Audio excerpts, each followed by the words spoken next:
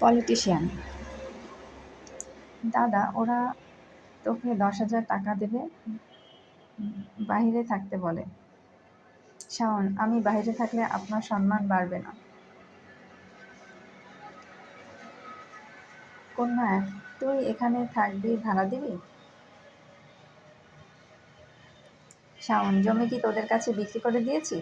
ভাড়া কাকে দেব?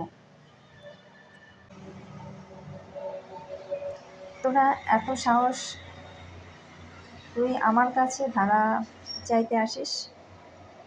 ভাড়া কি তুই খাবি? বাড়িওয়ালাকে? কাকে ভাড়া দেব?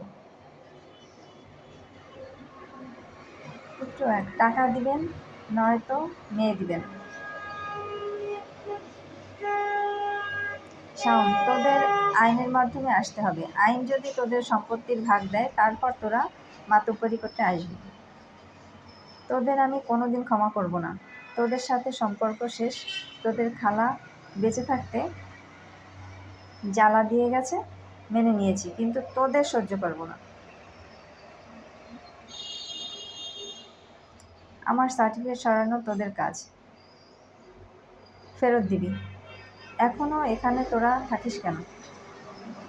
বাকযুদ্ধ শেষ হতেই রানীর বোনের ছেলেমেয়েরা মফিজের সাথে যোগাযোগ করে।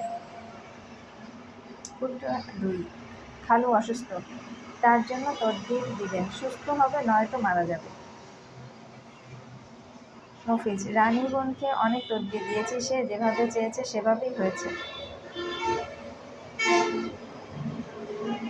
আজ তুমি আবার এলে, তোমার কাজও হয়ে যাবে 6 মাস সময়। বাড়ির ভিতরে এই গিটযুক্ত সুতার লাটাই আর 500 দানার তদবির, কাজ হয়ে যাবে। শাওন, সকালে অফিসে চলে যায়। সে যখন অফিসে যায়, বাসার সবাই তখন ঘুমানো থাকে। সকালে তার নাস্তা সে একাই বানিয়ে খেয়ে চলে যায়। সকালে দাদার সাথে দেখা হয় না, কারণ এত ভোরে তার ঘুম থেকে ওঠা হয় না।